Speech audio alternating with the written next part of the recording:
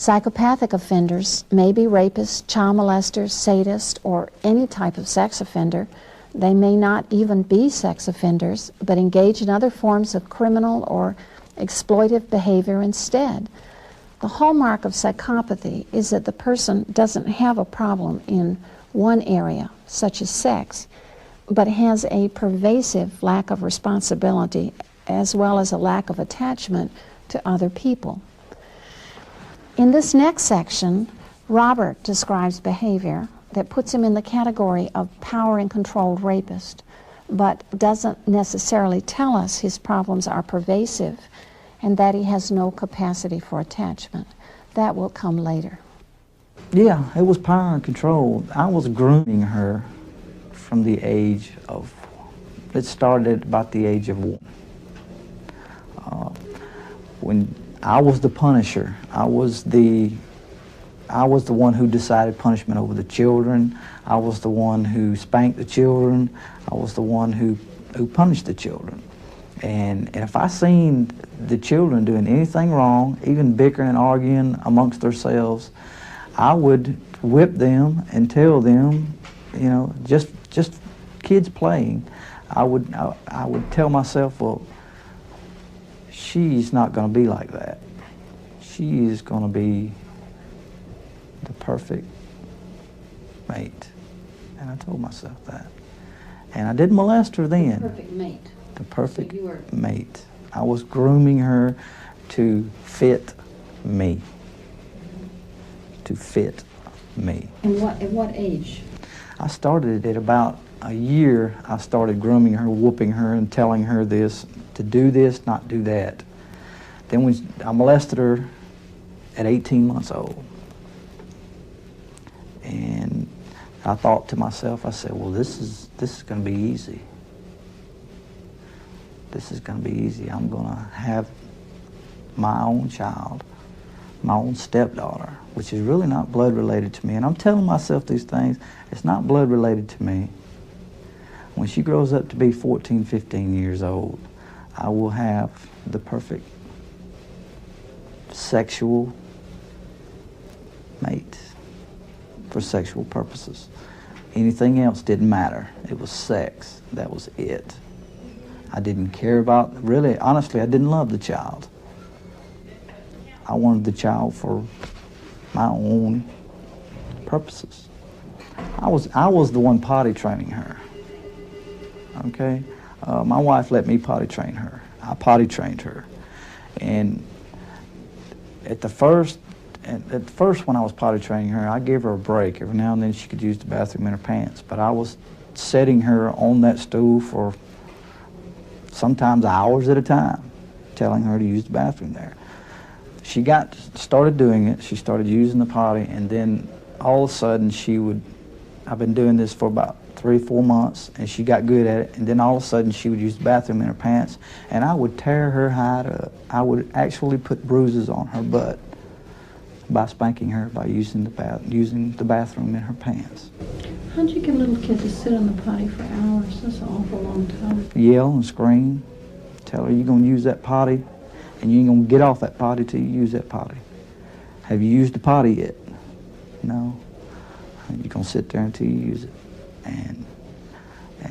And as I look back, I was done that way, the same way she was done. How was you justified in your head? How was I justified in my head? She's going to do what I want her to do, and that's it. She's going to use the bathroom. She's going to, let's say that I told her that Daddy loves her, and Daddy's going to take care of her, and Daddy's going to give her anything she wants as long as she does what Daddy tells her. I got married at 19, and I kind of like refrained from, or tried to refrain from sexually acting out with any other ladies besides her, because I knew that AIDS was coming out, and I knew that diseases were very frequent. And I started thinking to myself that if I stick with this one girl and just groom her, one woman, I would groom her and get her to do what I wanted her to do. And eventually she did. She done what I asked her to do. It was no problem. It was a little at a time, and I done it. And I manipulated her and coerced her. Manipulation, coercion, violent behaviors, striking her, get her so drunk she'd pass out, and I'd do what I want to with her. I'd force myself upon her when she was passed out and did what I pleased. And sexual behavior got real out of whack.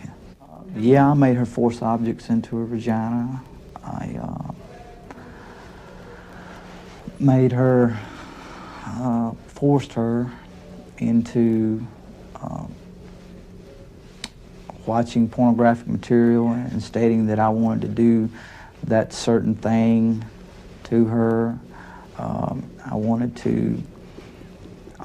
to have sex with her constantly. This was every day, 3 or 4 times. I would get it, want it as many times in the day as I could get it.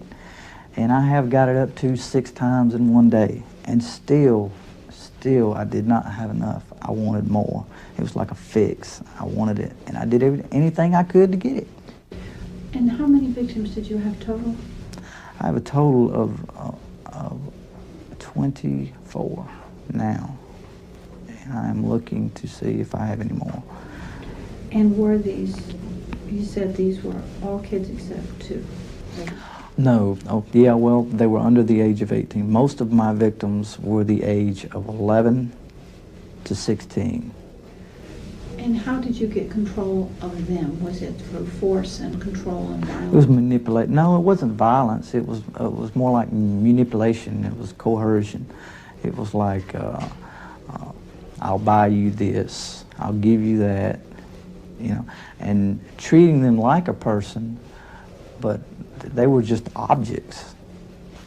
They were just objects. I was doing anything in my power to get them to give sex up, to give it up. And that's what I used to tell them. I said, give it up, you know. After I would have done, say, groomed them up, and then and they would comply. I would buy them beer, get them drunk, get them high, get them, any way that I could manipulate a woman or a girl, a child, into having sex, I would do it. In this section, you will see the lack of attachment to anyone that suggests Robert is not only a power and control sex offender, he's quite psychopathic as well. The best way to fool people is to help them, is to ask what they want, ask what they need. Do they need any help doing anything? Do they need any money, or do they need their car fixed? Do they need the grass cut? Do they need their children looked out for? Do they need a job? Do they need anything to get them to think that I am a decent person and want to help? Trust me, I will help. And overall, that was a flat-out lie. Why do you think makes people so trusting? What do you mean, as far as trusting? Trusting you. Trusting me? Because to trust me, I thought that I could be trusted to a certain extent. But behind their back, no. I would take things from them, steal from them, scope out things that I could steal, just see what I could get out of somebody, just get what I wanted. That's what I wanted. I see something I want, to get somebody to trust me. Like, say if I was to go over and cut this person's grass, fix his car, loan him some money, and then and if I see something I want, like he's got a nice stereo, and I would set it up. I would say, hey, well, he's not home at such and such a time. That'd be the perfect time to go get me a stereo. So I would say, hey, he's gone. I know exactly how to get in through the back way. I'll even go into his house and open a window so I can come in here tomorrow or steal his stereo. I was looking out for number one, for me. I didn't have any empathy for anybody else because it seemed to me nobody had any empathy for me. I wasn't going to give anybody any empathy who didn't give it to me. And that was it. That was bottom line. You don't... I didn't have people cry for me or tell me, ask me if I needed anything. Then, you know, I wouldn't use any empathy. I would fake it. Now, fake empathy, like saying, I know how you feel. I've been in that situation before. I've done that, and it didn't turn out all that hot. And I would fake it, but there wasn't no empathy there. That was just a show. That was just to tell. That was just to get the person to say, well, hey, you know, he seems like he's pretty good fellow. And, you know, that was manipulation all the way.